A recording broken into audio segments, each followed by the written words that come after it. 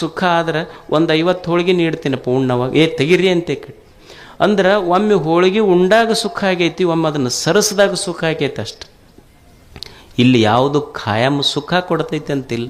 ಈಗ ಒಂದು ದೊಡ್ಡ ಮನೆ ಕಟ್ಟಿಸ್ತೇಪ್ಪ, 4-5 ಬೆಡ್ರೂಮ್ ಕಟ್ಟಿಸಿ ಒಂದು ದೊಡ್ಡ ಬೆಡ್ರೂಮ್ ತನಗ ಮಾಡ್ಕೊಂಡಿರ್ತಾನೆ, ಇದು ನಾ ಕಟ್ಟಿಸಿದ ಮನೆ ಅಂತ. ಆಶ್ಚರ್ಯ ಏನು ಅಂದ್ರೆ, ನೀ ಇಷ್ಟು ಕಷ್ಟಪಟ್ಟು ಮನೆ ಕಟ್ಟಿಸಿ ಇದು ಖಾಯಂ ನಂದ ಇರ್ತೈತೆ ಅಂತ ಇಲ್ಲ. ಇಲ್ಲಿ ಯಾವುದು ನಿನಗೊಂದು ದಿವಸ ಬೆಡ್ರೂಮ್ ಆಗಿತ್ತಲ್ಲ, ಒಂದು ದಿವಸ ಅದೇ ನಿನ್ನ ಡೆಡ್ ರೂಮು ಆಗ್ತೈತೆ, ಅದೇ ರೂಮ್ನಾಗ ಹಾಕ್ತಾರೆ ನಿನಗಷ್ಟೇ. ಯಾವುದು ಉಳಿಯುವುದಿಲ್ಲ ಈ ಜಗತ್ತಿನಲ್ಲಿ. ಅದಕ್ಕೆ ತಿಳ್ಕೊಂಡಿರ್ಬೇಕು, ನನಗೆ ಇಲ್ಲಿ ನಾ ಬಯಸಿದ್ದು ಸಿಗೋದಿಲ್ಲ, ಸಿಕ್ಕಿದ್ದು ಖಾಯಂ ಸುಖ ಕೊಡೋದಿಲ್ಲ. ಅದಕ್ಕೆ ದೇವರು ಏನು ನನ್ನ ಪಾತ್ರೆಯೊಳಗೆ ಹಾಕ್ಯಾನ ಅದನ್ನು ಉಂಡು ಸಂತೋಷವಾಗಿರೋದಷ್ಟೆ. ಈ ಜಗತ್ತಿನಲ್ಲಿ ಕಲಿಯುವುದೇನು ಅಂದ್ರೆ, ದೇವ್ರು ಏನು ನನ್ನ ಉಡ್ಯಾಗ ಹಾಕ್ಯಾನ, ಇನ್ನೊಬ್ಬರ ತಾಟಿನಾಗ ಏನೈತಿ ಅದನ್ನು ನೋಡಿ ಆಶೆ ಪಡುವುದಲ್ಲ, ನನ್ನ ತಾಟಿನೊಳಗೆ ಏನು ಹಾಕ್ಯಾನ ಉಂಡು ಸಂತೋಷ ಪಡುವುದೇ ಮುಕ್ತ ಜೀವನ. ಇದು ಜೀವನ್ಮುಕ್ತ ಅವಸ್ಥೆ ಅಂತ ಕರೀತಾರೆ. ಸುಮ್ಮ ದೇವರು ಏನು ಒಂದು ಜೀವನ ಕೊಟ್ಟಾನ ಇದನ್ನು ಸಂತೋಷ ಪಡುವುದಷ್ಟೆ.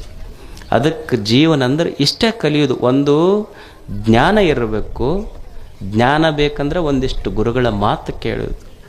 ಐಶ್ವರ್ಯ ಬೇಕು ಅಂದ್ರೆ ಭಾವ ದೊಡ್ಡದು ಮಾಡೋದು, ಇದೆಲ್ಲವೂ ಐಶ್ವರ್ಯವೇ ದೇವನದು.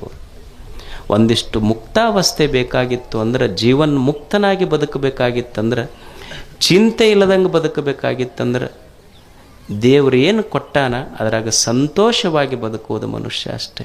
ಜೀವನದ ಮೇಲೆ ಸ್ವಲ್ಪ ಸಣ್ಣ ಹೆಚ್ಚ ಕಡಿಮೆ ಆಗ್ತಿರ್ತಾವೆ, ಬರೇ ಕೊರತೆಗಳ ನೋಡಬಾರದು. ಬರದಿಹುದರೆಣಿಕೆಯಲ್ಲಿ ಬಂದಿಹುದ ಮರೆಯದಿರು, ಗುರುತಿಸು ಒಳಿತಿರುವುದನ್ನು ಕೇಡುಗಳ ನಡುವೆ.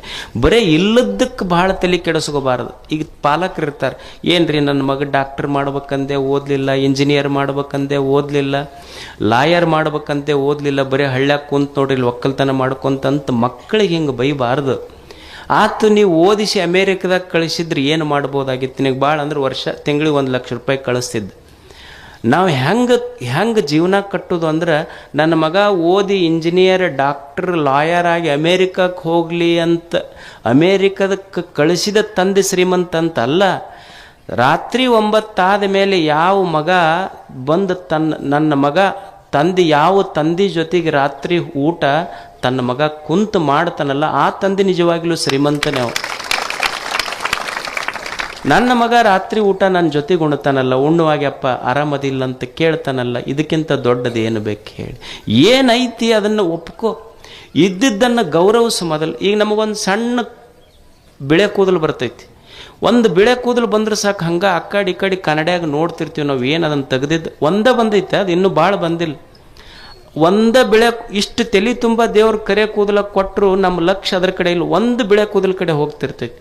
ಅಲ್ಲಿ ಬಿಳೆ ಕೂದಲು ಬರಬಾರ್ದ ಹೆಂಗೆ? ಜೀವನದ ಮೇಲೆ ಮತ್ತು ವಯಸ್ಸಾದ ಮೇಲೆ ಬರೋದಲ್ಲ. ಈಗ ನೀವು ಊಟ ಮಾಡ್ತೀರಿ, ಊಟ ಮಾಡುವಾಗ ಮೊದಲು ರೊಟ್ಟಿ ಉಣ್ತೀರಿ, ಆಮೇಲೆ ಹೋಳಿಗೆ ಉಣ್ತೀರಿ, ಹುಗ್ಗಿ ಉಣ್ತೀರಿ, ಕೊನೆಗೆ ಏನು ಉಣ್ತೀರಿ? ಅನ್ನ ಉಣ್ತೀರಿ. ಅನ್ನ ಹೆಂಗಿರ್ತೈತೆ? ಅದು ಬೆಳ್ಳಗಿರ್ತೈತಿ. ಅಂದ್ರೆ ನೀವು ಹೋದಾಗ ಅನ್ನ ಉಣ್ಣಾಕತ್ರು ಅಂದ್ರೆ ಊಟ ಮುಗ್ಯಾಕೆ ಬಂದೈತೆ ಅಂತ ತಿಳ್ಕೊಬೇಕು, ಮತ್ತು ತಲೆಯಾಗಿ ಬಿಳೆ ಕೂದಲು ಬಂದು ಅಂದ್ರೆ ಜೀವನ ಮುಗ್ಯಾಕೆ ಬಂದೈತೆ ಅಂತ ತಿಳ್ಕೊಬೇಕು ಅಷ್ಟೇ. ಇದು ಜೀವನ, ಇದು ಅಷ್ಟೇ, ಇದು ಜೀವನ ಇದು. ಅದಕ್ಕೆ ಏನು ಇಲ್ಲದಕ್ಕೆ ನೀವು ಹಳ್ಳ್ಯಾಗ ಅನ್ನೋದಿಲ್ಲ, ಇಲ್ಲದ ಕೇಳಿ ಗಲ್ಲ ಬಡಿಸ್ಕೊಂಡ್ರೆ ಅನ್ನೋದಿಲ್ಲ, ಇಲ್ಲದ್ರ ಕಡೆ ತಲೆ ಕೆಡಿಸ್ಕೋಬೇಡ. ಏನು ದೇವರು ಕೊಟ್ಟಾನ ಅದನ್ನು ಆನಂದದಿಂದ ಅನುಭವಿಸು, ಇದು ಜೀವನ್ಮುಕ್ತ ಅವಸ್ಥೆ. Please subscribe, like and share.